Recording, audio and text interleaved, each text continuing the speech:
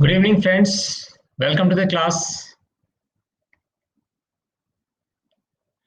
So we will be continuing the discussion which we were taking yesterday.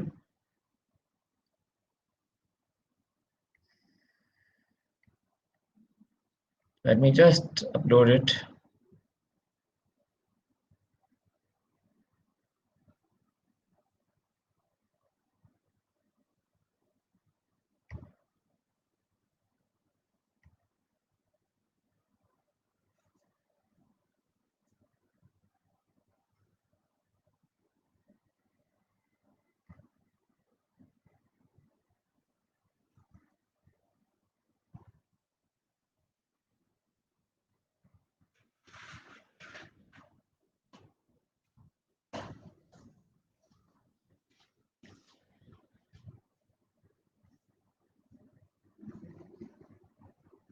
Okay, welcome Nidhi, Vishal, Deepshikha, Kaushal, Jayati, Umang, Vishal, Komal, Gargi, Mohit, Praveen, Tanay. Everyone welcome to the class. Niveshita. Okay, so I will welcome everyone who is joining the class. So let's start.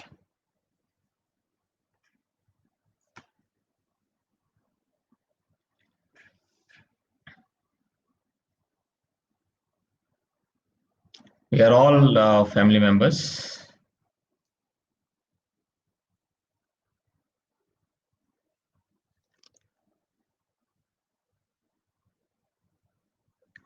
So you are coming here for the first time? Okay. So what is the structure of this class? Yesterday, we had some beginning about biotechnology, what biotechnology is, how are the things happening, you know, what is a gene, what is DNA, how the DNA, it gives birth to RNA, what is the importance, and then ultimately we have reached to this point.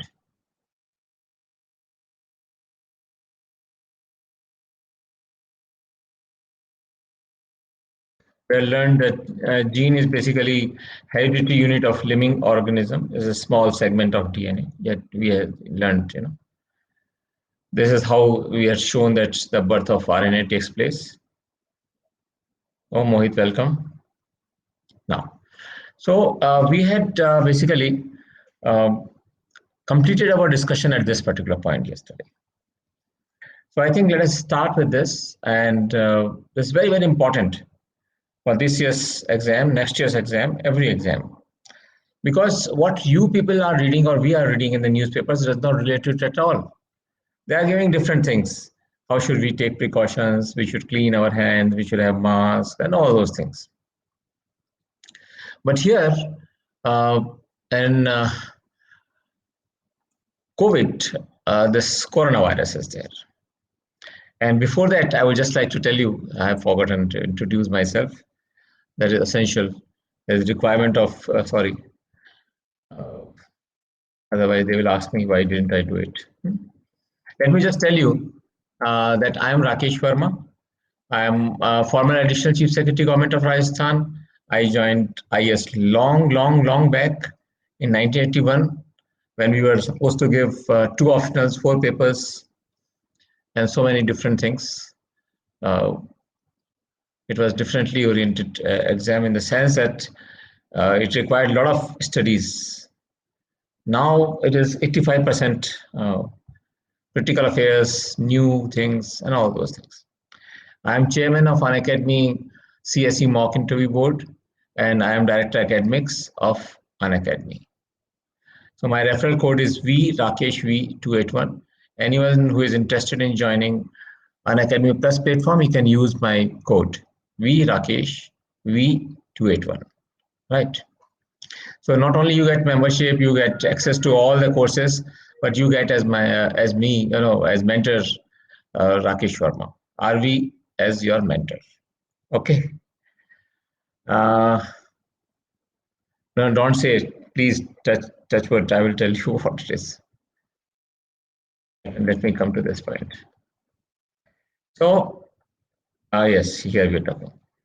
So we are talking that why this virus is so strong, and we had studied here that RNA is always a single strand. It is a single strand. RNA is always a single strand.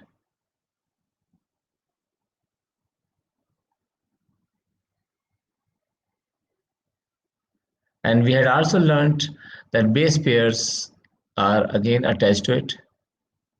Base pairs, uh, they are combinations that determine different hereditary traits, different qualities, movements, facial expressions, facial features, everything. If we just basically make it slightly compressed, same thing. That was just to explain you, but if we compress it, it becomes like this.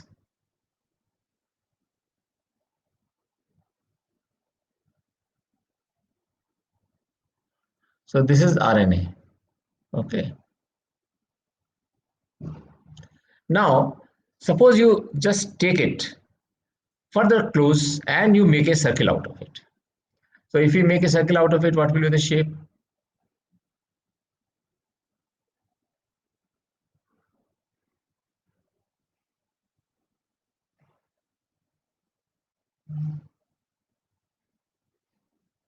Right?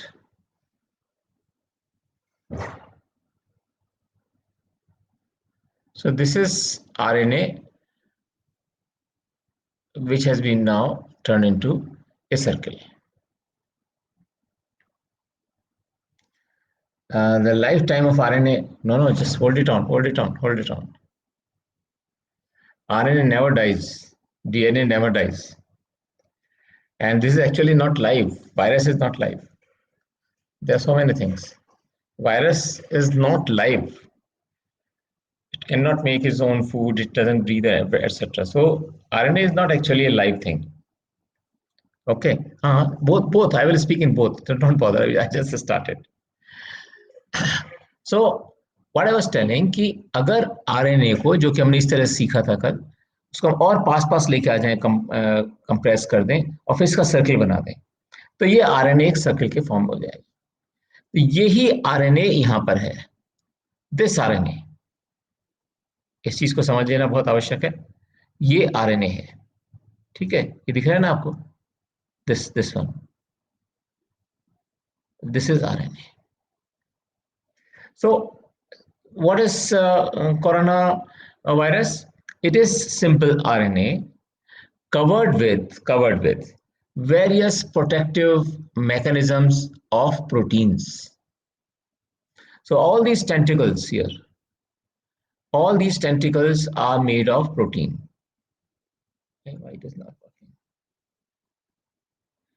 All this is all protein, right? And then uh, it is surrounded by a protein layer, completely protein layer. This you are easily able to see. So what is coronavirus? Coronavirus is nothing but RNA covered with protective layer of protein. Simple words. You don't have to take it very complicated. It is very simple. Okay. Now, whenever, suppose the RNA is lying on my table here, the coronavirus is lying here. So what is coronavirus lying on my table? It means this spongy structure having these tentacles is there, right? Suppose I now touch it.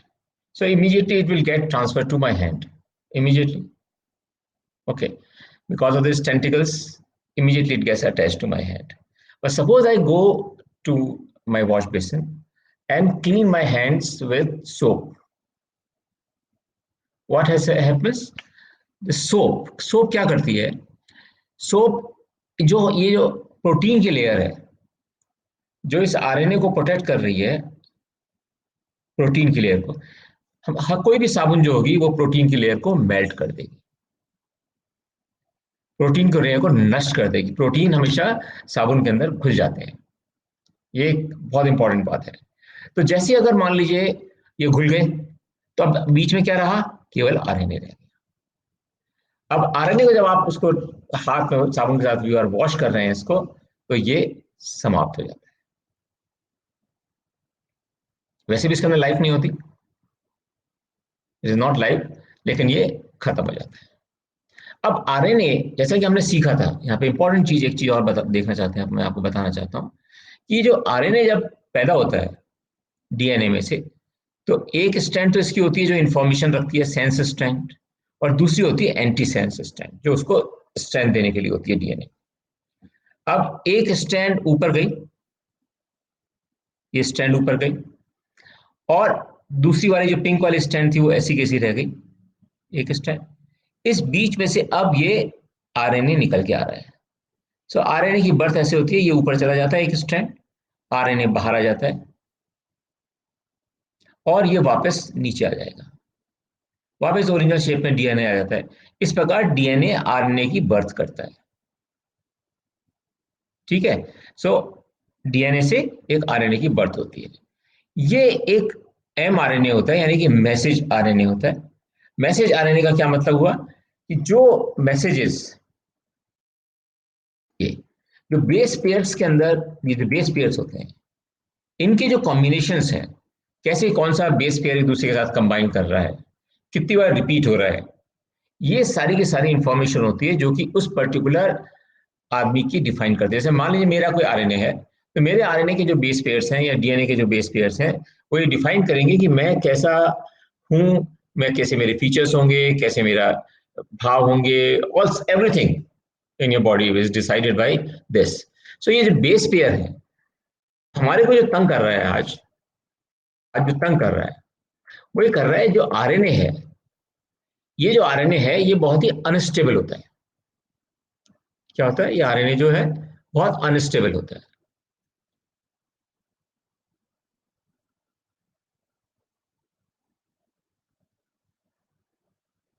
अब मान लीजिए, एक और मैं चीज दिखाना चाहता हूँ आपको, छोटा सा।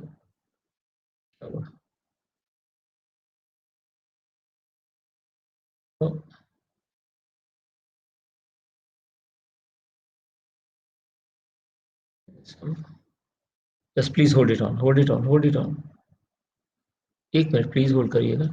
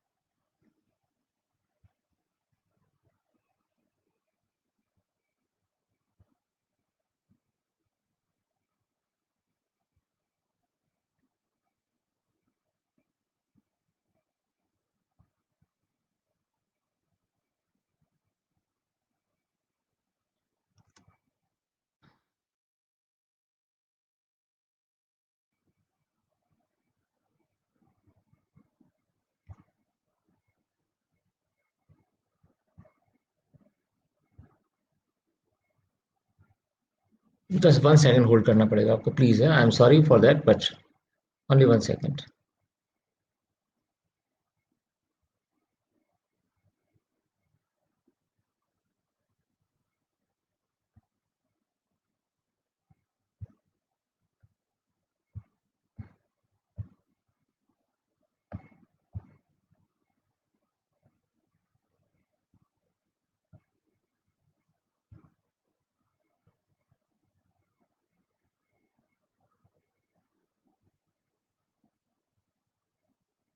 कई बार हो जाता है प्रॉब्लम।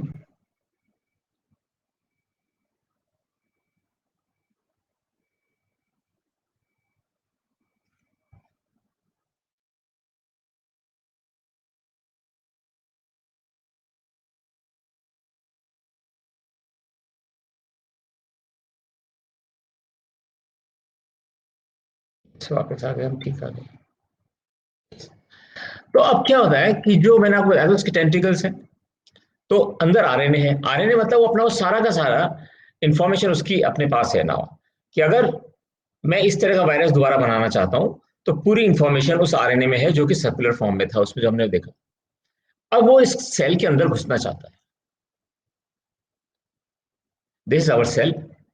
एक सेल की फोटोग्राफ है, पिक्चर है, वो डायग्राम बना हुआ है। ये हमारी सेल है, ये सेल का न्यूक्लियस है। ओके।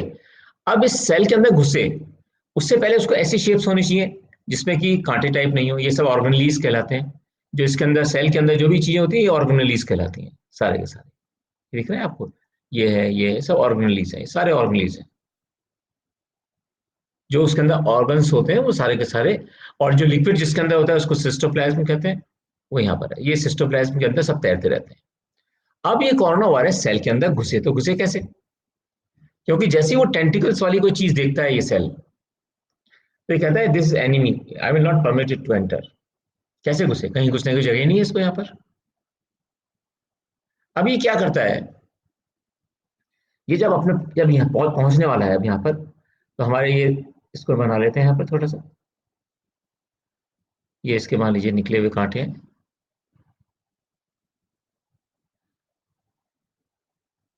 बहुत इंपॉर्टेंट चीज है ये।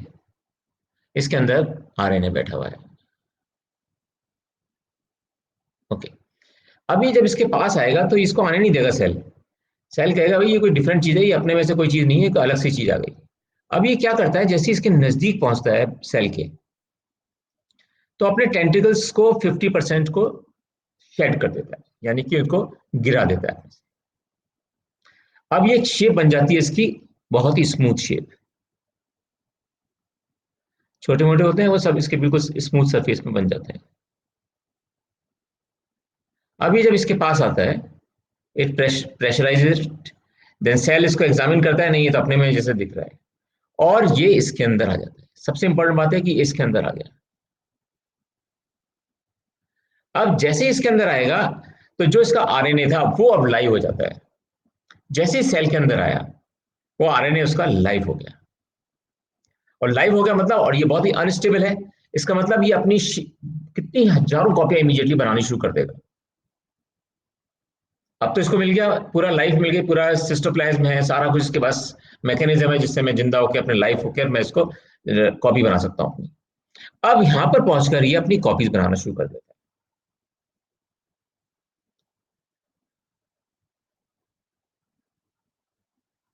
राइट। एक कॉपी जो है इतनी जल्दी से इतनी संख्या में बढ़ती है। जब हम कहते हैं ना कि हमारे यहाँ बहुत गले के अंदर एक बार वायरस पहुंचा और उसके बाद बहुत जल्दी जल्दी जल्दी चोकिंग होने लग जाती है, लंग्स को कवर कर लेता है, तो इसकी जो अनस्टेबल होने के कारण इसकी जो कॉपी बनाने की जो कैपेसिटी है वो बहुत ही स्ट्रांग होती है।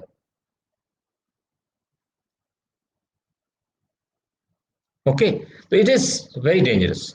नाउ मैं इसलिए सेल की तस्वीर दिखाना चाहता था कि सेल के अंदर ये कैसे एंट्री करता है। अब हम इसको देखें, ये हमें समझ में आ गए। अब हम आगे चले इसको देखते हैं कि अब कोविड का वैक्सीन बने तो कैसे वैक्सीन बने। ये तो अनस्टेबल है, ये तो अपने आप को बार बार चेंज करता जाएगा। ये अपनी कॉपी भी बहुत सारी बना सकता है, उसके बाद इसके म्यूटेट कर सकता है। म्यूटेट का मतलब अपना पूरा स्ट्रक्चर ही चेंज कर लिया, बेस पेयर का कॉम्बिनेशन चेंज कर ले। अनस्टेबल है तो बेस पेयर का कॉम्बिनेशन चेंज कर सकता है, और बेस पेयर का कॉम्बिनेशन चेंज कर दिया तो आरएनए थोड़ा डिफरेंट तरह का हो जाएगा। तो उसकी वैक्सीन दोबारा लाएंगे कहां से? इसलिए जो अभी जो रिसर्च चल रही है, जो अभी हम सुनते हैं रोज, एक अभी ह्यूमन टेस्टिंग शुरू हो रही है यूएस के अंदर। आपको एक तस्वीर भी आई होगी बहुत, जिसमें यहाँ पर उसको वैक्सीन को इंसर्ट कर रहे हैं, उसके अंदर उसको दे रहे हैं, एडमिनिस्टर कर रहे हैं। हमने देखा होगा सबको, पूरी पूरे वर्ल्ड में उसको पब्लिसिटी करी गई थी। इसके अंदर हमने क्या किया, अब इसको समझ लेना चाहिए। ये सब चीजें कहीं अखबारों की नहीं है। ये genetic approach uses DNA. The genetic approach to develop COVID 19 vaccine uses DNA, यानी कि डीएनए के द्वारा ही इसको हम को बना रहे हैं वैक्सीन को। तो डीएनए और आरएनए, अब ये दो ही चीज मिलकर बना सकते हैं हमारा इसका वैक्सीन, क्योंकि हमने देख लिया कि आरएनए है जो कि सबसे बड़ा जो कल्प्रिट है वो आरएनए है उसका। तो हमारे को वैक्सीन भी ऐसे ही बनाना पड़ेगा। अब प्रॉब्लम क्या है, पहले जमाने में क्या करते थे पहले जमाने के अंदर जिस चीज का वैक्सीन बनाना होता है, जैसे मान लीजिए स्मॉल पॉक्स, चेचक का वैक्सीन बनाना होता था, तो हम चेचक के ऑलमोस्ट डेड या बिल्कुल बहुत ही जो स्लो हो चुके होते थे उनको निकाल लेते थे वायरस को, उसका वैक्सीन बनाते थे, उससे इंसर्ट कर देते थे। तो बहुत सारे केसेस ऐसे होते थे जिसके अंदर वाकई में चेचक दोबारा हो जाती थी या लोग मर जाते थे, बहुत लार्ज संख्या में ऐसा होता था। अब वो हम नहीं कर सकते क्योंकि अब साइंटिफिकली हम बहुत एडवांस हो गए। अगर हमने वैसा वैक्सीन बनाया और हमने किसी बॉडी के अंदर इंसर्ट कर दिया, तो वो इमीडिएटली मान लीजिए उसने वहां पे लाइव होकर ब्लास्ट कर गया, और वो तो आदमी खत्म हो जाएगा, उसको तो बचा ही नहीं सकता फिर। इसलिए इसमें जो अप्रोच की जा रही है वो है डीएनए बेस्ड अप्रोच, राइट। अब आप देखो इसके अंदर, a single gene that codes for a protein from the coronavirus is injected into patient cell। Single gene, अपने ये भी जानते हैं कि सिंगल जीन किसे कहते हैं, ये कल सीखा था अच्छी तरीके से। ये इस पूरे डीएनए में से हम अगर एक पोर्शन निकाल लेते हैं जिसकी एक पूरी साइकिल हो जाती है, तो इसको हम कहते हैं एक जीन, राइट। हमने क्या सीखा, एक सिंगल जीन को, जो कि कोड को, पूरे सारे कोड को कंटेन कर रहा है, बेस पेयर सारे उसके अंदर है, अब इसको हम निकाल लेते हैं, राइट। कहां से? From the corona virus. Corona virus के उसके आरएनए से इसको निकाल लिया जाता है, and then it is injected into patient cell. फिर पेशेंट की सेल में भेज रहे हैं उसको, in the hope that a small fraction of this DNA molecule will find their way into the cell's molecules nucleus। हमें सोच रहे हैं कि जो हमने बनाया है डीएनए का, वो किसी तरह से उस सेल में पहुंच के, जहां वो कॉपी बना रहा है कोरोना वायरस, उसके न्यूक्लियस तक पहुंच जाए। There they would be copied into an RNA molecule। ठीक है, आरएनए में उसको कॉपी कर देगा डीएनए अपने सारे बेस पेयर्स को, which is then read by the cell to produce the viral protein। आपको ये सीखा था ना आपने, यहाँ पे दोबारा यार रिपीट कर लेते हैं अपन। किसी भी डीएनए से पहले जो डीएनए है उससे आरएनए बनता है, इसको कहते हैं ट्रांसक्रिप्शन, कल हमने सीखा था। और आरएनए से ट्रांसलेशन होके, यानी कि जब आरएनए प्रोटीन में बन जाता है, बदल जाता है, राइट। एमिनो एमिनो एसिड बनते हैं और एमिनो एसिड से ये प्रोटीन बन जाता है। अल्टीमेटली हमारा डीएनए प्रोटीन को डेवलप कर रहा है, इस प्रोटीन से फिर हमारी मसल्स बनती है, फिर हमारी बॉडी की शेप बनती है। जब एम्ब्रॉय देखा ना आपने, यूट्रस के अंदर जब एम्ब्रॉय होता है तो इसी तरह से डेवलप होना शुरू होता है। Okay, this is something which you should know. अब क्या होता है, तो it's very difficult for human body to produce enough protein using this approach, right। तो अब क्या कर लिया हमने, जैसे ही वो डीएनए ने अंदर पहुंचा सेल के अंदर, उसने आरएनए बनाया और आरएनए की कॉपी बननी शुरू हुई, जैसे कि कोरोना वायरस कर रहा था। अब हमने जो वैक्सीन बनाया है उसका जो आरएनए है वो अपनी कॉपीज बना रहा है। अब हम ये करना चाह रहे हैं कि ये आरएनए जो हम बना रहे हैं उसकी कॉपीज, उस आरएनए की जो कॉपीज हैं, कोरोना वायरस का जो आरएनए है उसको डिफीट कर दें। सिंपल सिंपल फॉर्म में, आपको ज्यादा इसमें कॉम्प्लिकेशन में जाने की जरूरत नहीं है। हमें जानते हैं डीएनए लिया, डीएनए से हमने डीएनए का वैक्सीन बनाया, डीएनए अंदर गया सेल के अंदर, सेल के अंदर उसने आरएनए बनाया, आरएनए ने अपनी कॉपीज बनानी शुरू की, और ये कॉपीज हम चाहते हैं कि ये इस तरह वैक्सीन इस तरह बन जाए कि जो आरएनए बन रहा है, ये आरएनए जो कोरोना वायरस का आरएनए है उसको किल कर दे। Yes, you have written rightly.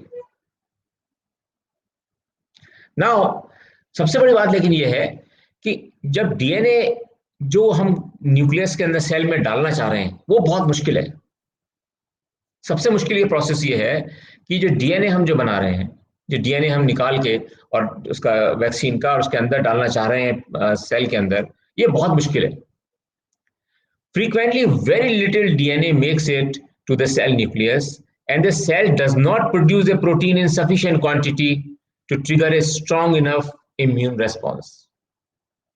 ये सबसे बड़ी दिक्कत ये आ रही है बनाने के अंदर, क्या हमने डीएनए पहली बात तो सेल में नहीं आसानी से घुस पा रहा, ह्यूमन सेल में, और अगर घुस भी रहा है तो बहुत ही कम क्वांटिटी में जा पा रहा है, और वो आरएनए को इतने स्ट्रॉन्ग आरएनए बना नहीं पा रहा जो कि इम्यूनिटी को बहुत ज्यादा बढ़ा सके। समझ में आ गया? इसको मैंने बहुत सिंपल भाषा में समझाने की कोशिश करी है। डीएनए, डीएनए से आरएनए बना, आरएनए से प्रोटीन बना। तो जब डीएनए ही अंदर नहीं घुस पा रहा सेल के न्यूक्लियस तक, जो हमने वैक्सीन का, तो वो इतना स्ट्रॉन्ग इम्यून सिस्टम, यानी कि इतने कॉपीज आरएनए की नहीं बना पा रहा जिससे कि कोविड का जो आरएनए है उसको डिफीट किया जा सके आसानी से। ये एक्सरसाइज आज की तारीख में चल रही है। Okay, while the pace of COVID-19 vaccine development is unprecedented, बहुत फास्ट तरीके से पूरा साइंटिफिक जो कम्युनिटी है सारी लगी हुई है। हम्म, लेकिन अभी तक मास वैक्सीनेशन की स्टेज कब पहुंचेगी ये नहीं पता।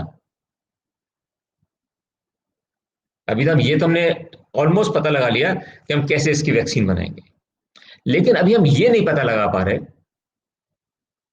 क्या हुआ? Are you able to observe me? Just say hello to me. Okay okay okay okay okay. तो हम लोगों ने एक वैक्सीन तो बना लिया है, और इस थियोरेटिकल प्रिंसिपल पे उस वैक्सीन को बना लिया, लेकिन अभी ये प्रश्न हो रहा है कि क्या ये वाकई में सक्सेसफुल होगा या नहीं होगा। Okay, while the large number of approaches being pursued may give the impression of desperation and confusion, it is actually reassuring. The multi-pronged approach is a way to hedge the vaccine development bet. तो बहुत लोग कोशिश कर रहे हैं किस तरीके से अल्टीमेटली डीएनए आसानी से सेल में घुस के आरएनए की कॉपियां बनाना शुरू करें। यस बेटा, tell me, if you want to remove mutated strand of RNA through human genome project, then what would be possible? Uh, whether it will be possible or not? It is simple. जो human genome project है उसके अंदर हम क्या कर रहे हैं? What is genome? अभी एक मिनट में से आ ही रहा है, इस पूरा आपको पूरा समझ में आ जाएगा, क्योंकि यहाँ पे फिर डिसकंटिन्यू हो जाएगी बेटा। I will just explain it there. Okay, now immediately after this I want to tell you कि ये प्लांट टिश्यू कल्चर में इसका क्या यूज है बायोटेक्नोलॉजी का। अब हम देखें कुछ दो तीन चीज बहुत इंपॉर्टेंट देखना चाह रहे हैं। अभी क्या होता है, हम जैसे हमने एक प्लांट से दूसरा प्लांट बनाना चाहते हैं, बिल्कुल वैसे ही मान लीजिए कैक्टस लिया। हम क्या करते हैं, उसको एक कैक्टस को काट लेते हैं, एक जगह से काटते हैं, नहीं करते घरों पे, काट के फिर एक लगा देते हैं गमले में, तो दोबारा एक नया कैक्टस बन जाता है वहां पे। इट्स वेरी नॉर्मल थिंग जो हम लोग अपने अपने घरों में करते हैं ये सब, ठीक है ना। आप लोग अभी नहीं किया होगा, मनी प्लांट है उसको काट के पानी की बोतल में डाल देते हो तो मनी प्लांट दोबारा उसका बनना शुरू हो जाता है।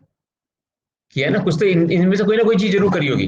हम लोग बचपन में थे, हम भी करते थे कि लेकर आए कहीं से मनी प्लांट की, बहुत सारा मनी होगा घर में अगर मनी प्लांट चल गया हो तो। रिमेम्बर इट, ऐसा ही करते थे हम लोग भी। अब क्या होता है उसके अंदर, ये इम्पॉसिबल होता है कि किसी एक जो प्लांट जो बन गया, जो मिट्टी के अंदर है, जिसकी जड़ें मिट्टी के अंदर दबी हुई हैं, उसको एग्जैक्टली वैसा निकाल कर दूसरा बनाना is a very difficult process. इसलिए उसको काट के कोशिश करते हैं, कई बार सक्सेसफुल हो जाते हैं, कई बार नहीं हो पाते। अब जो प्लांट टिश्यू कल्चर है, प्लांट टिश्यू कल्चर का मतलब ये होता है कि represent the method of growing tissues of plants in laboratory conditions to produce new plants. अब वो इतना कुछ कठिन काम करने की जरूरत नहीं है। अब लैब में हम एक टेस्ट ट्यूब में ही नया प्लांट टिश्यू बना लेते हैं, पूरा नया ही प्लांट बन जाएगा। इसे कहते हैं प्लांट टिश्यू कल्चर। और ये जो आपको दिख रहा है ना, ये जो लिक्विड दिख रहा है, ये इनऑर्गेनिक मैटर है इसके अंदर, ऑर्गेनिक फर्टिलाइजर है इसके अंदर, जो उसका जो फर्टिलाइज करता है, जो इसको सहायता करता है जनरेट करने के लिए। इसके लिए हार्मोन्स है इसके अंदर। इन सबको मिला के एक अलग से इसकी जरूरत नहीं है अपने को जानने की, बट इसके अंदर ये जो लैब के अंदर टेस्ट ट्यूब में प्लांट बन जाते हैं उसको हम कहते हैं प्लांट टिश्यू कल्चर। देखो अभी अभी मैसेज आया है, 2600 नंबर हो गया है हमारे पेशेंट्स का। Okay okay, now plant tissue culture क्या है, राइट? यस, मीडिया इसको जो कहते हैं। नाउ प्लांट टिश्यू कल्चर है क्या? It is basically collection of techniques used to maintain or grow plant cells, tissues, or organs under the sterile conditions on a nutrient culture. उस media को कहते हैं न्यूट्रिएंट कल्चर। जो मोहम्मद अजहर ने लिखा ना यहाँ पे, उसको हम कहते हैं न्यूट्रिएंट कल्चर, क्योंकि न्यूट्रिशन नहीं मिलेंगे तो सिंपल पानी में तो प्लांट आसानी से डेवलप नहीं होगा, और हो जाएगा तो थोड़ी देर तक रह सकता है। Now, it is widely used to produce clones of a plant in a method known as micropropagation. Micropropagation मतलब बहुत ही छोटे रूप में आगे बढ़ाना। Propagation means आगे बढ़ाना। Propagate करना मतलब हम अपनी चीज को आगे बढ़ा रहे हैं। Okay. Now, different techniques in plant tissue culture may offer certain advantages over traditional methods of propagation. जो हम बताया था ना, काट के हम लगा देते हैं, वो ट्रेडिशनल मेथड है। अब इसको जब प्लांट टिश्यू कल्चर को हम यूज करते हैं तो हमें क्या एडवांटेजेस होती हैं? Now the production of exact copies of plants that produce particularly good flowers, fruits, have other desirable traits. तो ये सबसे बड़ी फायदा तो ये है, एग्जैक्टली वैसी कॉपी, जैसा फ्रूट हम चाहते थे वैसा ही फ्रूट, जितनी मिठास, जितना जो भी हम चीज चाहते हैं वो सब वैसे की मिल जाती है। Secondly, they quickly produce a mature plant, directly mature plant बना पाते हैं, ना सीडिंग की जरूरत है ना कुछ है। Then production of multiple of plants in the absence of seed or necessary pollinators to produce seeds. तो ना तो हमें सीड की आवश्यकता है, ना हमें उसके लिए पॉलिनेटर्स की जरूरत है जो सीड में से पोलन को लेके जाएं और फिर ये प्लांट बनता है, उससे दूसरा नया बीज बनता है, बीज को बोते हैं, उसके बाद नया प्लांट बनता है। यहाँ डायरेक्ट प्लांट हम बना सकते हैं। ओके, अब हम थोड़ा आगे चलते हैं।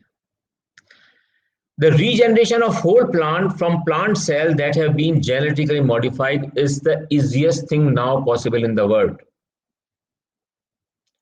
अब हम जो बात कर रहे थे ना, किस कौन सा उसके अंदर मीडियम होता है, इसको मीडियम बच्चे ने बोला था। उसके अंदर क्या होता है, एक स्टेराइल कंटेनर के अंदर, स्टेराइल कंटेनर के अंदर हम इसको रखते हैं, बिल्कुल कहीं उसके अंदर कोई बैक्टीरिया कोई कुछ नहीं हो सकता, with greatly reduced chances of transmitting diseases, pest and pathogen. ये कोई भी चीज ट्रांसफर नहीं हो सकती उस प्लांट पे, तो प्लांट कितना हेल्दी प्लांट निकलेगा। The production of plant from seeds that otherwise have been very low chances of germination and growing, जैसे ऑर्चिड्स होते हैं, ऑर्किड्स आपने लिए होंगे ना, फ्लावर सबसे सुंदर और सबसे महंगे प्लांट्स होते हैं। अब उसको दूसरी copy banana is very very difficult. इसी प्रकार राजस्थान में एक पेड़ होता है खेजड़ी। अब खेजड़ी के पेड़ को सीड से बनाना इम्पॉसिबल है। हम लोग बहुत बहुत कोशिश कर चुके हैं, इतनी लाइफ हो गई, मैंने इतनी बार कोशिश किया लेकिन कभी नहीं हुआ। अल्टीमेटली मुझे प्लांट टिश्यू कल्चर करके उसके बहुत सारे प्लांट मैंने बनवाए और फिर अपने एक जगह लाके लगाए। तो ऐसी चीजों में बायोटेक्नोलॉजी का ही यूज होता है।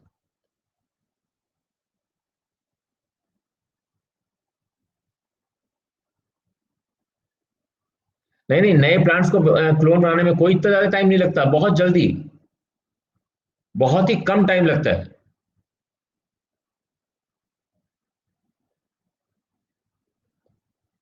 अब आगे देखिए। अब एक्चुअल में मीनिंग क्या है इस क्लोनिंग का, ये तो हमने प्लांट में देख लिया कि हमने वैसे ही एकदम प्लांट डेवलप कर लिया, लेकिन अभी तक हमने फिर ह्यूमन क्लोन क्यों नहीं बनाया, जबकि हम शीप का क्लोन बना चुके थे। शीप के क्लोन के बाद हमने ह्यूमन क्लोन क्यों नहीं बनाया? कोई बच्चा बता सकता है? शीप के बाद हमने ह्यूमन क्लोन क्यों नहीं बनाया?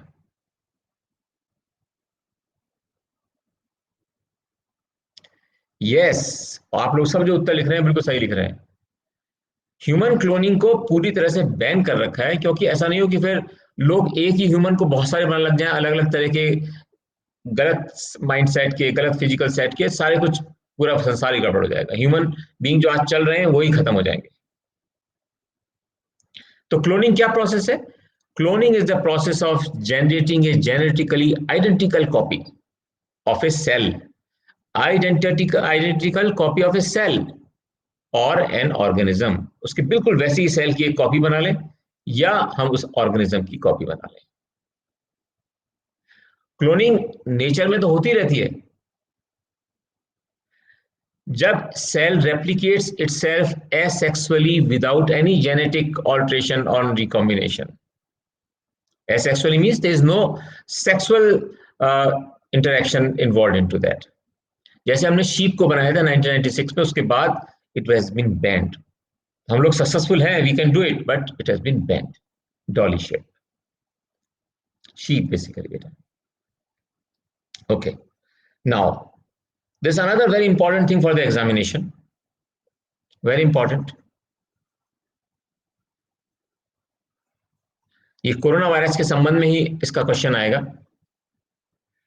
डीएनए फिंगरप्रिंटिंग क्या होती है? DNA fingerprinting, DNA fingerprinting is a characteristic feature of every individual.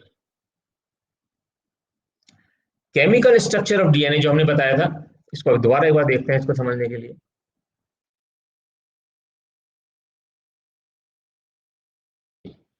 अब ये केमिकल स्ट्रक्चर है, यानी कि जो शुगर फॉस्फेट की जो बैकबोन है, यानी ये जो हेलिक्स हैं, डबल हेलिक्स, ये स्ट्रक्चर सब में सेम है। हर व्यक्ति में, वर्ड में ये सेम है। ये हेलिक्स, दो हेलिक्स जो हैं, ये सब में सेम है। ये जो केमिकल स्ट्रक्चर है, इसमें कोई फर्क नहीं है। और ये चार तरह के बेसिस होते हैं, ये भी फर्क नहीं है, ये भी हर आदमी में सेम है। अब फर्क केवल इस बात का है कि ये कॉम्बिनेशन कैसे बनाते हैं, यानी कि ये पेयर अपने आप कैसे बनाते हैं। ये जो बेसिस हैं, जो हमने चार बेसिस लिखे थे, तो ये बेसिस आपस में पेयरिंग कैसे करते हैं, कौन सा बेस किसके साथ पेयर करके बनता है, केवल इससे ही डिस्टिंग्विश होता है एक पर्सन दूसरे पर्सन से। आप समझ रहे हैं? इसका मतलब ये हुआ कि जो बेसिक केमिकल स्ट्रक्चर है वो तो सेम रह गया। अब जो वेरिएशन है केवल इन बेस पेयर्स में है। और कुछ बेस पेयर्स ऐसे होते हैं जो थोड़े थोड़े समय बाद आते हैं, जो फटाफट रिपीट होते रहते हैं। कुछ ऐसे बेस पेयर्स होते हैं जो रिपीट होते रहते हैं एक ही पर्टिकुलर हेलिक्स के अंदर। और जो रिपीट होने वाले जो इस तरह से बेस पेयर होते हैं, इनको हम कहते हैं माइक्रोसैटेलाइट्स। यानी मेन डीएनए के अंदर जो बेस पेयर थे, वो कुछ जगह बार बार रिपीट होते चले जा रहे हैं, रिपीट होते चले जा रहे हैं एक ही बहुत ही क्लोज डिस्टेंस के अंदर।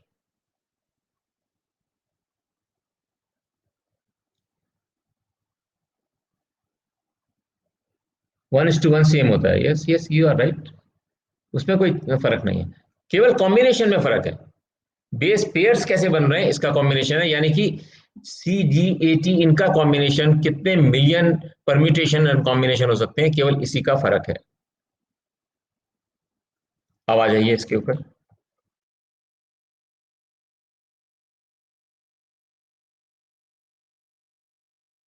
तो अब डीएनए फिंगरप्रिंटिंग क्या हुआ, अब इसको समझ में आ जाएगा। अब इसको, क्योंकि एकदम हमने अभी देखा है, तो उसी से आपको डायरेक्ट समझ में आ जाएगा। So DNA fingerprinting is a characteristic feature of every individual. Chemical structure जो डीएनए का होता है, हर व्यक्ति में वो सेम होता है। The difference is the base pairs ordering. The base pairs जो हैं, उनका ऑर्डर कैसे है, किस ऑर्डर में वो बेस पेयर्स जमे हुए हैं, बस केवल इसी बात का अंतर है। Okay, now these base pairs ये कहाँ कहाँ मिल सकते हैं? These exist in blood, bone, hair follicle, DNA कहीं से भी निकाल सकते हैं। सलाइवा, सीमन, स्किन, स्वेट, कहीं भी आपको ये आसानी से मिल जाएगा। They are the same in every cell. Human cell में जो बेस पेयरिंग है एक ह्यूमन में, वो पूरे बॉडी में सारे सेल्स में सेम होगी। क्या लिखा है? एक ऑर्डर लिखा कर पता है, लिख कर भी बता सकता हूं मैं, ऐसी कोई दिक्कत नहीं है लेकिन पहले इसको समझ तो लो बेसिक में क्या है। इसको अगर लिख लें, अगर इसको मैं पूरा कर लूँ, उसके बाद मैं लिख के भी दिखा सकता हूँ, ऐसी कोई दिक्कत नहीं है। तो मैंने इसलिए उस स्लाइड को हटा लिया था, लिखा हुआ एक पूरा मैं दिखाना भी चाह रहा था, लेकिन मैंने इसलिए हटा लिया उसको, मैंने कहा इतना कॉम्प्लिकेट करने की जरूरत नहीं है सब्जेक्ट को, but even then I will show it to you. Okay, now DNA fingerprinting जो कि एक आदमी की कैरेक्टरिस्टिक्स है, वो बताती है बेस पेयर्स की ऑर्डरिंग का क्या डिफरेंस है।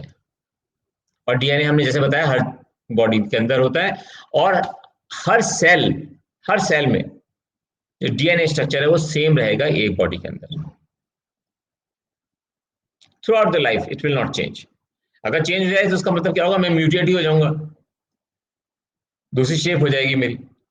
अगर मेरे सेल्स मेरे साथ चेंज हो जाए तो जब नेक्स्ट जो मेरी जनरेशन आएगी उसकी दूसरी चेंज हो जाएगी शेप, ये जो बिलियंस ऑफ ईयर्स पहले जो हुआ होगा, right. Now human cell contains human cell contains 23 chromosomes।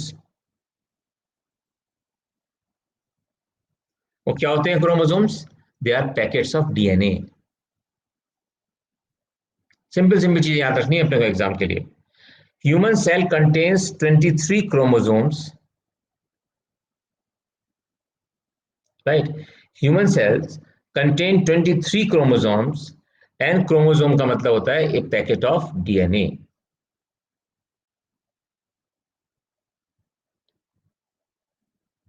Right. From the father and 23 from the mother. तो कुल कितने हो गए? Yes, one pair is different. All are same, but only one pair is different.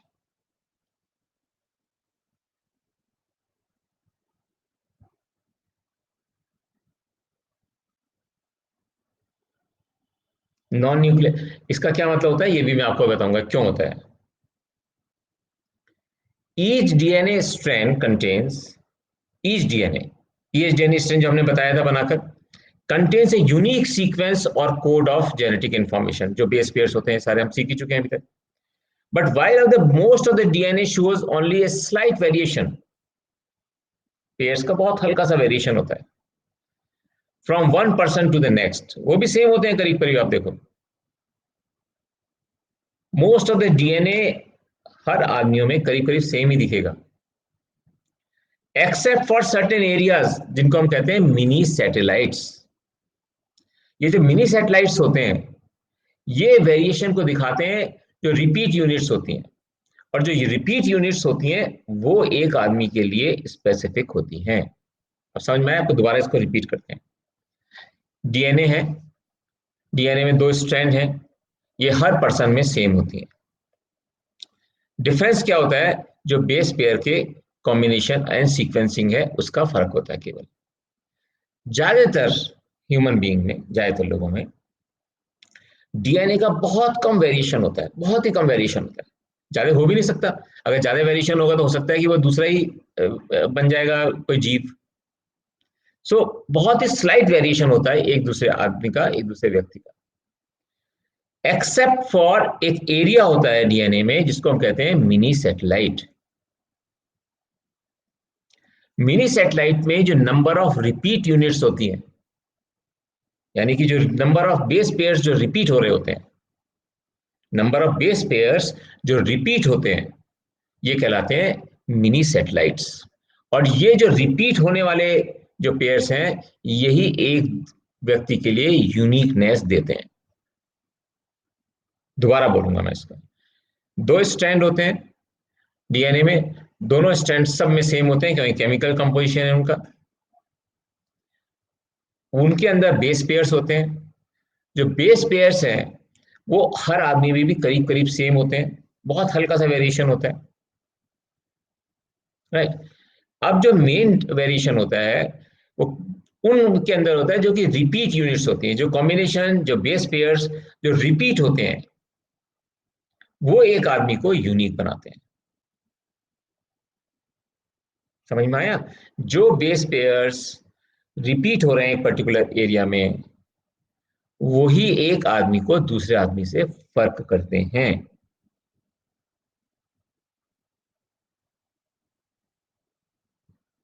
Okay, sequence different होता है लेकिन chemical composition same होता है। यस, समझ में आ गई बात है?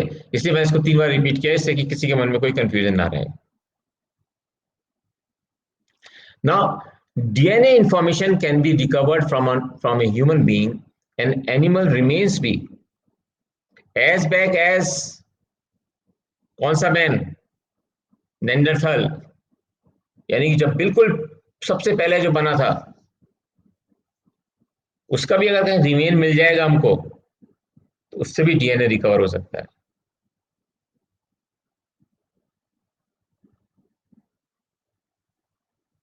आप समझे आप? ये जितने बड़े क्राइम्स पकड़े जाते हैं, वो डीएनए से ही तो पकड़े जाते हैं सारे। ओके।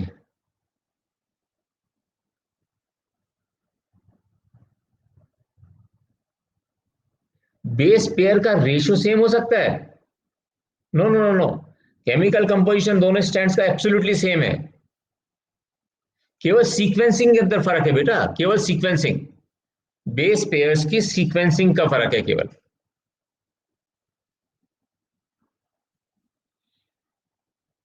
किसी और बच्चे का कोई कमेंट इस बारे में?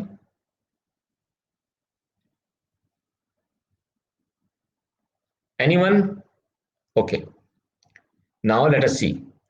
Apart from identification, paternity, then immigration cases की कौन कहां से आया था, हम लोग सेंट्रल एशिया से आए थे इंडिया के अंदर, तो ये आज की तारीख में भी काफी लेटेस्ट कहाँ हुआ था ये एक्सपेरिमेंटेशन, जब हमने पता लगाया कि हम सेंट्रल एशिया से नहीं आए थे? तो बता सकता है बच्चा? Recently DNA analysis at a particular place ने ये प्रूव किया कि हम लोग सेंट्रल एशिया से नहीं आए थे, जो कि आज तक की थ्योरी थी। बहुत ही रिसेंटली हुआ है ये, बहुत ही रिसेंटली। एनी बच्चा कोई बताया? बताया बच्चा, अनु बताओ। Are you there? Yes Neha आप बताओ। यस, विशाल, उसने भी सही बताया। ये हरियाणा के अंदर, राखीगढ़ी, हरियाणा में। हरियाणा में जब एनालिसिस किया गया डीएनए का, तो पता चला कि हमारी कोई मैच सेंट्रल एशिया के जो डीएनए का एनालिसिस हुआ उससे मैच ही नहीं कर रही है। अभी तक जो थ्योरी थी कि हम सेंट्रल एशिया से आए हैं, वही डिसमेंटल हो गई है। वो भी एग्जाम के लिए बहुत इंपॉर्टेंट क्वेश्चन है, लेकिन मैं वो कराऊंगा जब हम लोग रिवाइज कर रहे होंगे क्रिटिकल इश्यूज को। यस बेटा Anand, hello, how are you? Good. Now a mini satellite, इसको एक बार अच्छे से समझ लेते हैं मिनी सैटेलाइट को।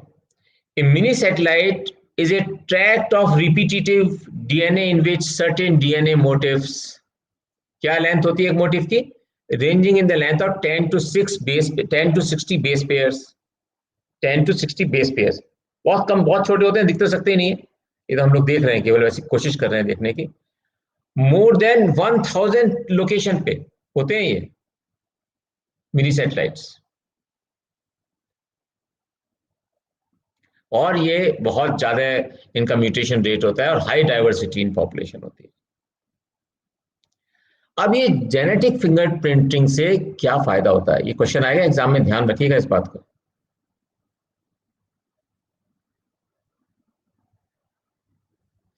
हो जाएगा, टेक्स्ट बुक में चेंज करने में नहीं आएगा एग्जाम में। एग्जाम में टेक्स्ट बुक नहीं आती आजकल बेटा, ये मैं आपको बताना चाहता हूँ।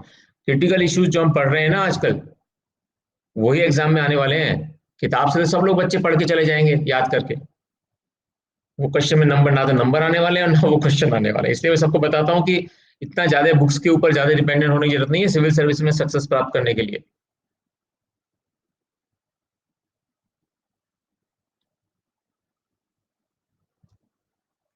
ओके, नाउ जेनेटिक फिंगरप्रिंटिंग क्या, कैसे होती है बेसिकली? अब हम ये भी एक बार देख लें बेसिकली, जो कि एक ग्रॉस एक आदमी के लिए बहुत, हम लोग कोई जूलॉजी के स्टूडेंट नहीं, बायोलॉजी के स्टूडेंट नहीं है, हम हिस्ट्री के भी स्टूडेंट होते हैं, सिविल इंजीनियरिंग का स्टूडेंट हूँ, लेकिन हमें तब भी पता होना चाहिए कि जेनेटिक फिंगरप्रिंटिंग होती कैसे है। जेनेटिक फिंगरप्रिंट में क्या क्या इन्वॉल्व होता है? सबसे पहले डीएनए को एक्सट्रैक्ट कर लेते हैं,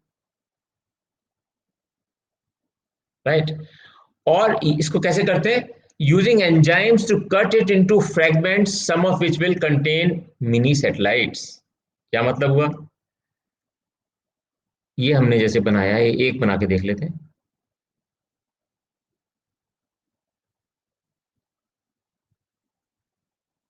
ये है। अब हमने क्या किया, इसको कट कर लिया। अब यहाँ बेस पेयर्स हैं, बहुत मिलियंस ऑफ बेस पेयर्स हैं।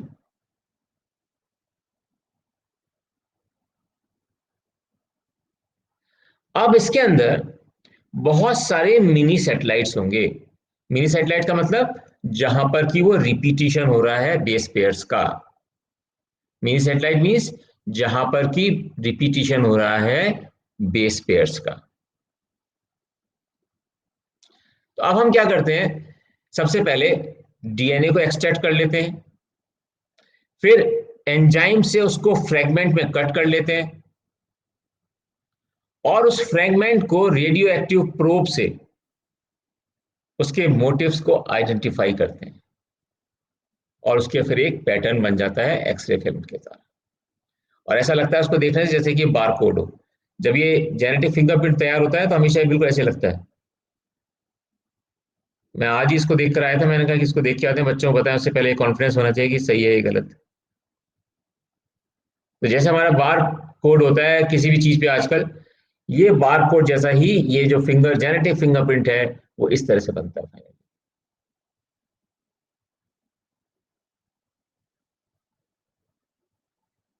ओके, नाउ म्यूटेशन किसे कहते हैं?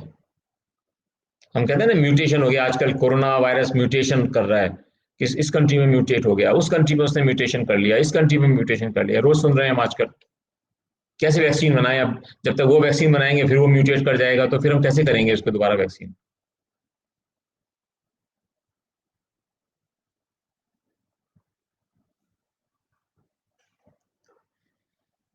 Yes, very good, very good, sudden change, very good. So mutation is a change in DNA, sudden change, the hereditary material of life. An organism's DNA affects how it looks, how it behaves, and its physiology. So a change in organism's DNA can cause changes in all aspects of his life.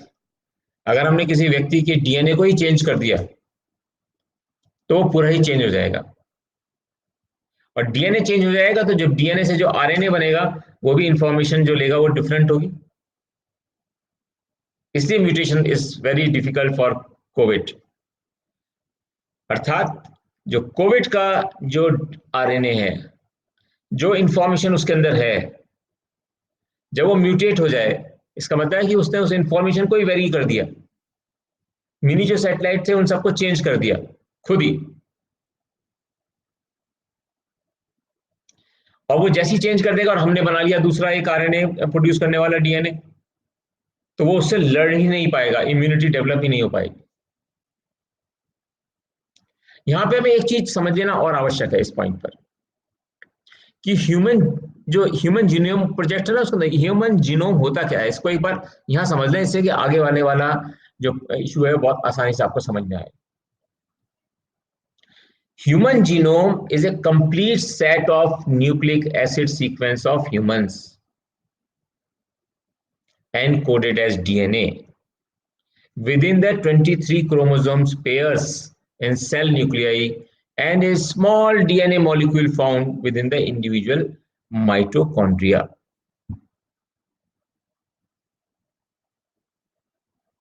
Mitochondria जानते हैं क्या होता है? Mitochondria क्या होता है? Project मानव, बिल्कुल सही है। माइटोकॉन्ड्रिया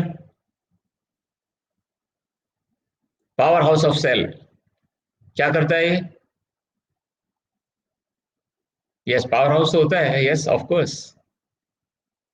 एटीपी देता है, बेसिकली एटीपी देता है, that is right, very good, produces ATP.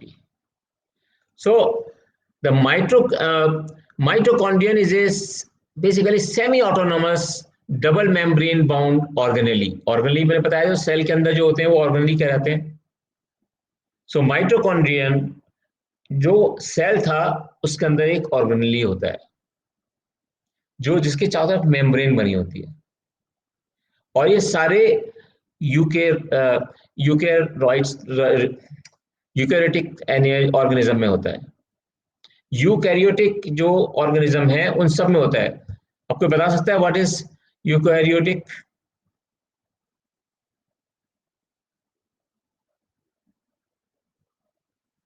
What is eukaryotic organism?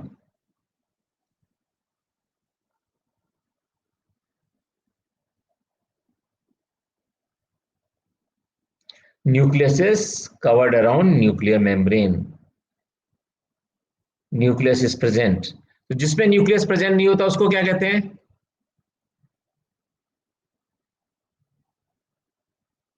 Yes, prokaryotic. ये जानना यहाँ पे बहुत जरूरी था आपको दोनों. ओके. सो प्रोकैरियोटिक का कोई एग्जाम्पल बता सकते हैं? प्रोकैरियोटिक का कोई example? Amoeba. Yes, very good. अब मुझे बताइए, कोई जो बैक्टीरिया होता है, कोई बैक्टीरिया होता है, उसका स्ट्रक्चर कैसा होता है?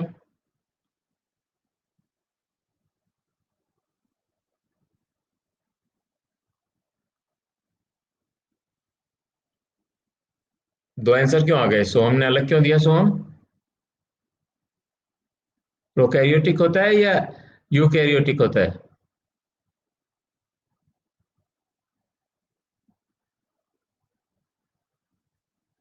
Yes, eukaryotic.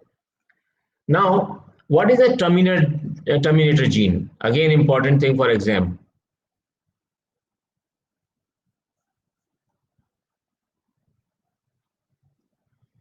Basically, terminator gene is a precise genetic sequence inserted into seeds DNA. कई लोग शैतान लोग भी हैं इस वर्ड के अंदर, जो साइंस एंड टेक्नोलॉजी को, वर्ड को डिस्ट्रॉय करने के लिए यूज कर सकते हैं.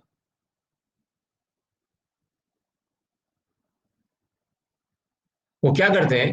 अब जैसे सीड्स है, अब सीड के अंदर एक प्रिसाइज जेनेटिक सीक्वेंस को इंसर्ट कर दिया सीड के डीएनए में. और ये जो जीन है वो ऐसा होता है जो टॉक्सिन बनाता है, और जो कोई भी सीड होता है उसके एम्ब्रॉय को किल कर देता है. तो एक बार तो पेड़ उग गए, आपने उसमें से गेहूं की फसल काट ली. अब आपने गेहूं की बोरियां कुछ रख ली, भाई अब मैं दूसरी फसल बोऊंगा तो इनको सीड के रूप में यूज कर लूंगा. लेकिन जिसको ऐसा जेनेटिक मेटेरियल जिसमें डाल दिया था जिसके कारण कि एम्ब्रॉय की डेथ हो गई, अब दोबारा वो सीड जर्मिनेट नहीं होगा, वो दोबारा उससे एक गेहूं का बालियां और गेहूं का पेड़ नहीं बन सकता. अब वो जर्मिनेट ही नहीं होगा. किसान बेचारा यही सोचते रह जाएंगे लाखों की संख्या में कि हमारे सीड को क्या हुआ. इसलिए मार्च 2006 में यूएन कन्वेंशन ऑन बायोडायवर्सिटी ने इसको बैन करा. Okay. Now this another very important thing, क्योंकि ये इस बार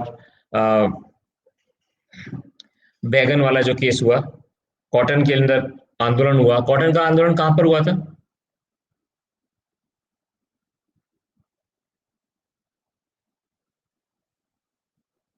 महाराष्ट्र में एक जगह मॉडिफाइड, जेनेटिकली मॉडिफाइड क्रॉप्स को, महाराष्ट्र में किस जगह हुआ, बहुत बड़ा आंदोलन हुआ था, जहाँ किसानों का ने कहा कि नहीं हम तो करेंगे, आप हमारा कुछ भी कर लीजिए.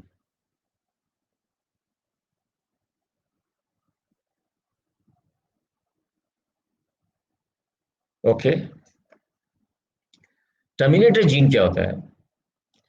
कि बेसिकली एक जेनेटिक सीक्वेंस डीएनए में इंसर्ट कर दी जाती है. तो हमारा डीएनए हम जैसे जानते हैं, इसके अंदर हमने एक जेनेटिक सीक्वेंस और डाल दी. पहले तो सीक्वेंस है ही उसकी, हम जानते हैं हर पर्टिकुलर ऑर्गेनिज्म की अलग जेनेटिक सीक्वेंसिंग है, वो हम इतने से पढ़ रहे हैं उसकी सीक्वेंसिंग में क्या अंतर होता है. अब हमने एक जेनेटिक सीक्वेंसिंग इसके अंदर डाल दी, और उसका डिजाइन इस तरह से किया कि जब एम्ब्रयो बनेगा सीड का, जब एम्ब्रयो बनेगा तो वो उसकी डेथ हो जाएगी. डेथ कैसे होगी, जेनेटिक सीक्वेंस से कैसे डेथ हो सकती है? कोई बच्चा बताएगा जेनेटिक सीक्वेंस को परिवर्तन करने से डेथ कैसे हो सकती है?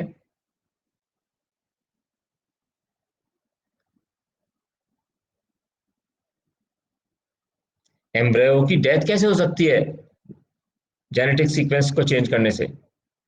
ह्यूमन बीइंग को लेके देखो, अगर ह्यूमन एम्ब्रियो है, उसके सेल में, यस, एमआरएनए क्योंकि मैसेज ही नहीं ले जाएगा। वेरी गुड बच्चे।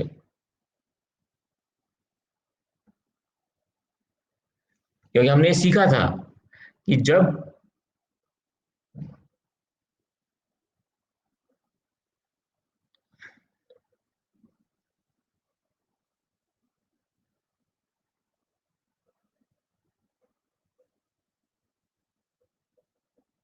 सेकंड स्टेज क्या होती है? रेड तो वैसे ही रह गया।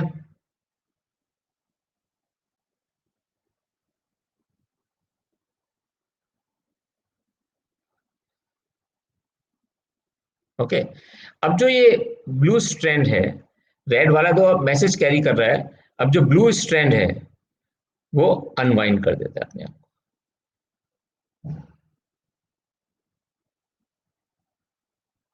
और इस जगह बर्थ हो जाती है। ये देखिए आप, नेचर का कितना बड़ा कमाल है। और यहां बर्थ होती है आरएनए की।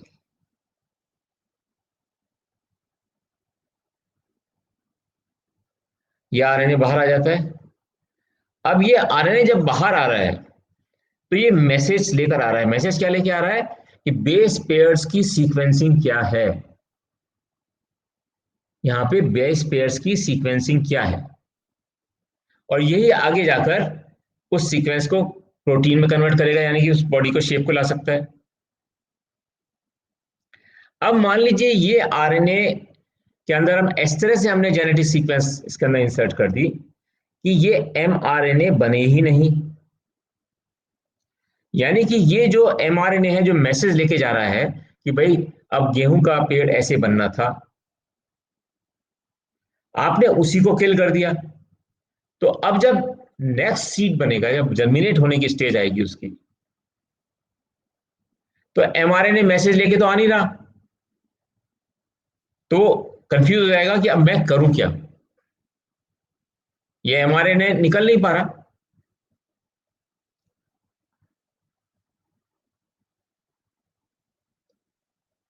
सो एमआरए नहीं है तो इसका मतलब सीक्वेंसिंग ट्रांसफर नहीं हो रही, सीक्वेंसिंग का मैसेज नहीं हो रहा, इसका मतलब मेटाबॉलिज्म नहीं होगा, इसका मतलब अल्टीमेटली जाकर क्या नहीं बनेगा, ह्यूमन बीइंग के अंदर तो वो प्रोटीन, और इसके अंदर उसका जो पूरा डेवलपमेंट होना है प्रोटीन सहित, जो कि पेड़ के रूप में बनना है, वो बनेगा ही नहीं। That is the dead and.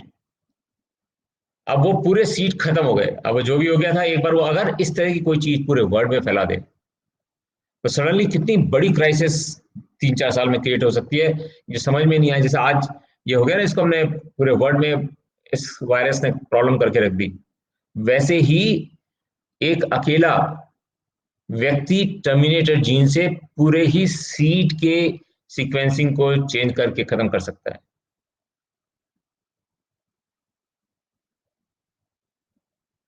समझे? अब हम ये देखें कि एक जेनेटिकली मॉडिफाइड ऑर्गेनिज्म जो होता है वो क्या होता है।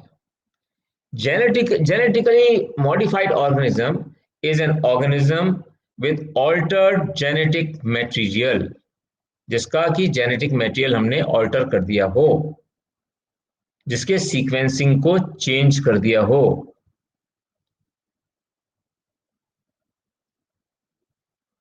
सिंपल सिंपल मेथड है। जेनेटिकली मॉडिफाइड मतलब जिसके अंदर हमने सीक्वेंसिंग को, बेस पेयर की सीक्वेंसिंग को चेंज कर दिया है जेनेटिक इंजीनियरिंग की टेक्निक से। इतना सिंपल। तो अब क्या होता है इसका तरीका, बिल्कुल सिंपल सा देख लीजिए। डीएनए सेगमेंट्स, इसको दूसरी साइड चेंज करता हूँ। Now DNA segments combine into one molecule, ये हम जानते हैं, इतने से हमने सीखा है। ये क्या क्रिएट करता है? एक नए सेट ऑफ जीन को क्रिएट करता है। जीन क्या होता है?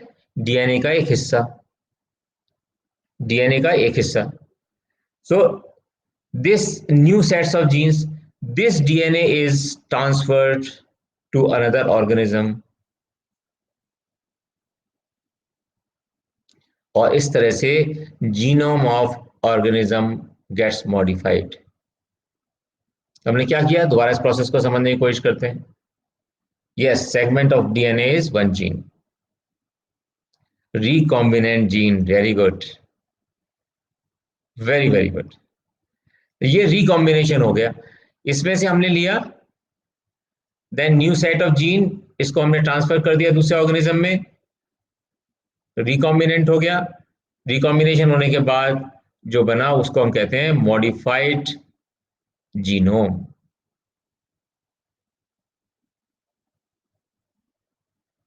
आपको बताया था ना कि जो इसका हिस्सा होता है, एक कहाँ गया, ये रहा, इस जीन का एक हिस्सा,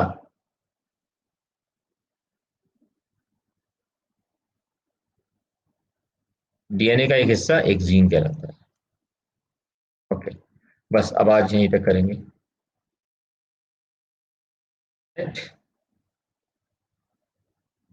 कोई और क्वेश्चन हो किसी के मन में? क्योंकि इसके बाद मैं शुरू करूंगा नैनो टेक्नोलॉजी।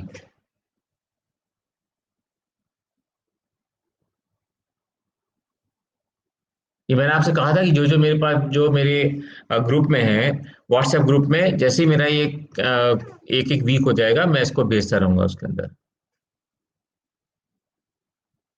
यस अनुराज, इतनी देर मैं इतनी देर से आपसे कह रहा था। ये रहा, दिस इज बैक्टीरिया, मैंने अपने हाथ से बनाया हुआ है।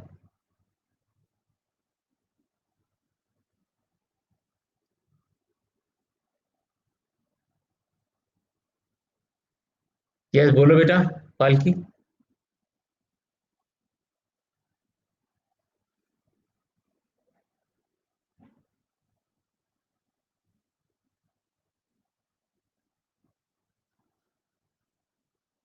नहीं नहीं, वो फिटेस का अलग चीज है बेटा। ना ना ना, क्लोनिंग तो बिल्कुल एग्जैक्टली सिमिलर बनाने का होता है, उसे कहते हैं क्लोनिंग। इसमें सीक्वेंसिंग का बिल्कुल भी फर्क नहीं हो।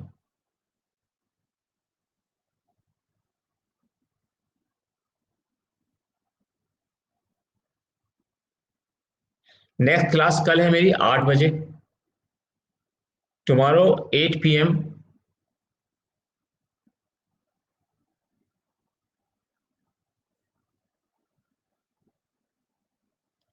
ऑन यूट्यूब,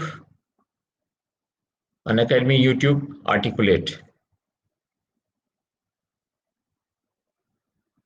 मैं अपने ग्रुप में, जो मेरे व्हाट्सएप ग्रुप है, उसके अंदर मैं इसका लिंक भी भेजूंगा।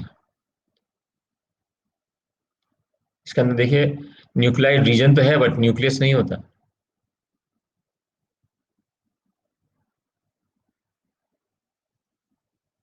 ओके बच्चों, thank you very much. Telegram group पे भी डालो, टेलीग्राम ग्रुप पे भी सारी इन्फॉर्मेशन अब आया करेगी परसों से। अब मैंने उसके लिए क्वेश्चन क्वेश्चन बना लिए हैं, वो आप तंग होने वाले हैं। फर्स्ट क्वेश्चन मैंने बना भी लिया था, ये रहा। मैं आपको इसको कल उसके अंदर मैं इसको ट्रांसफर कर दूंगा इस क्वेश्चन को।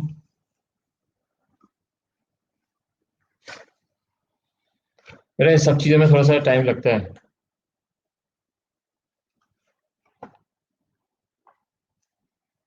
क्योंकि जल्दी से करेंगे ना इसको, फिर वो जो चीज़ इफेक्ट आना चाहिए वो नहीं आ पाएगा। मैंने वो क्वेश्चन बना भी लिया है आपका,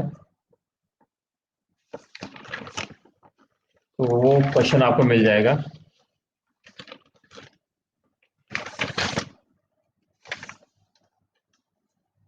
yes, undermining markets, double dot, when government intervention hurts more than it helps, explain। ये क्वेश्चन है, इस साल के किस चीज से है, वो बता सकता है? ये क्वेश्चन किस चीज से है? undermining markets, double dot, colon, when government interventions hurt more than it helps।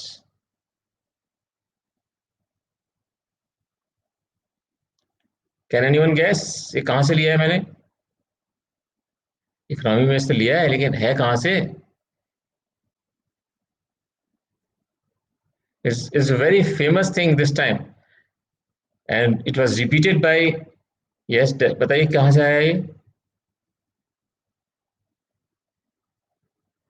Question will be, please explain undermining markets when government intervention hurts more than it helps.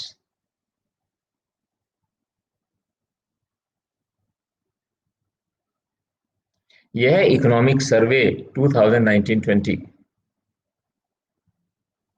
आई12 नहीं बेटा, ये इकोनॉमिक सर्वे 2019-20। मैं उसके बहुत अच्छे नोट्स बना रहा हूँ, आपकी क्लास में मैं बताऊंगा, उस क्लास में जब बोलूंगा। तो ये ऐसी चीजें उसमें से निकाल के बता रहे हैं, क्योंकि बाकी तो समरी तो सभी जगह अखबारों में पढ़ ली होगी आपने, लेकिन वो जो एग्जाम के लिए इंपॉर्टेंट है, दोनों पार्ट 1 पार्ट 2 में से। तो अब इसका उत्तर बनाना है आपको अच्छा सा, फिर हम दो सबसे अच्छे आंसर, दो कम अच्छे से आंसर्स को क्लास में डिस्कस करेंगे। Okay, so tomorrow 8 PM YouTube articulate, and 7th को मेरा एक स्पेशल क्लास होगा, जिसके अंदर मैं बताऊंगा कि how to how to get selected, how to get selected in first attempt, अपना याद करके, first attempt non conventional way, ये जो सब बताते हैं ना आपको, वो सब ऐसे ही होता है, क्योंकि उनको एक्सपीरियंस है नहीं, अपने हिसाब से बताते हैं ये सब करना चाहिए। एक्चुअल में कैसे होता है, कैसे आप कर सकते हो, फर्स्ट अटेम्प्ट में ही कैसे थ्रू हो सकते हो, ये मेरा यूट्यूब पे आएगा, और ये मेरा उस पर भी आएगा, क्या कहते हैं, स्पेशल क्लास में भी मैं करूंगा इसको, और वैसे भी करूंगा। बजट फेज 2 का कवर करेंगे उसमें, यस। पहले तो इकोनॉमिक सर्वे का दोनों करूंगा मैं, इकोनॉमिक सर्वे का पार्ट 1 पार्ट 2, फिर बजट का, budget and then fiscal policy statement.